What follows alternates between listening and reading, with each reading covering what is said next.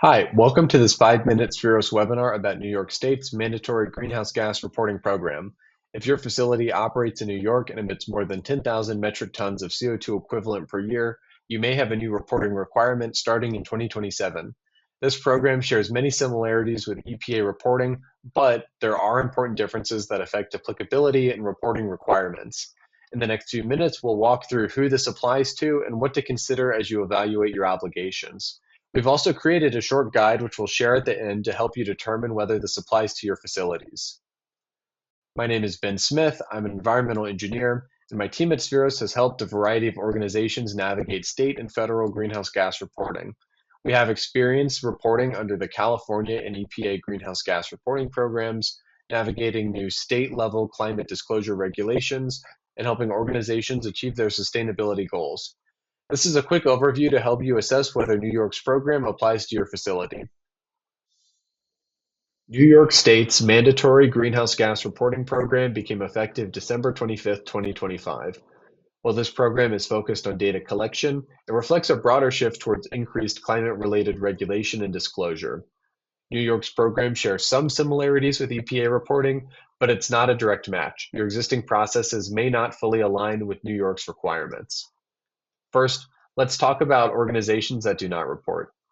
Any facility operating in the state of New York that emits less than 10,000 metric tons of CO2 equivalent per year for 3 or more consecutive years does not have to report. Fuel retailers do not have to report emissions so long as they do not supply fuel into the state. If your facility is near the 10,000 metric ton threshold, this is typically where a closer review is needed to confirm applicability. If you're unsure where you fall, we can help.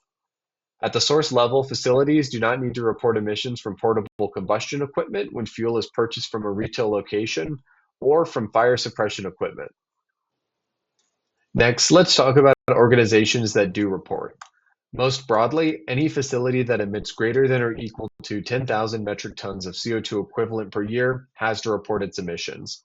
A key difference from EPA is this lower reporting threshold, which means many organizations may have a reporting obligation for the first time. This is particularly relevant for facilities in the 10,000 to 25,000 metric ton range. Electric power entities, fuel suppliers, suppliers of lime and nitrogen fertilizer, and large interstate haulers are required to report. If you think this will be your facility's first time reporting, please reach out to my team with any questions. We'd be happy to help. New York's reporting program requires that large emission sources undergo third-party verification of their emissions data. This is different from EPA and is a higher bar for facilities with large emissions. Most broadly, verification is required for facilities in New York with emissions greater than or equal to 25,000 metric tons of CO2 equivalent per year, large fuel suppliers, and large interstate waste haulers. If your facility has been reporting under EPA, which has a 25,000 metric ton reporting threshold, you will likely need to undergo third-party verification. Verification introduces additional planning, documentation, and audit readiness considerations and is estimated to cost between $4,000 and $17,000 per year, depending on facility complexity.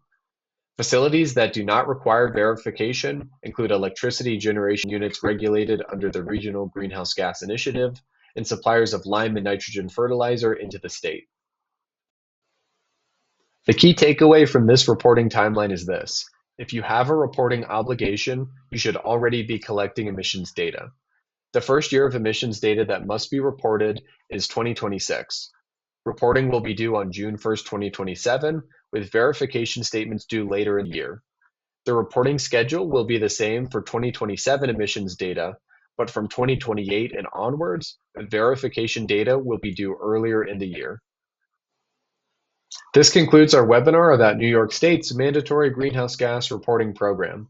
While this program is for data collection purposes only, it may represent new compliance obligations for your facility, whether that be greenhouse gas reporting itself or verification. We've created a short guide to help you determine whether your facility is required to report and where to start. You can download it on the Spheros website where this webinar was posted. If you're evaluating how this applies to your facility, we can help. We'd be happy to help you navigate these new regulations and discuss your sustainability needs. Thank you.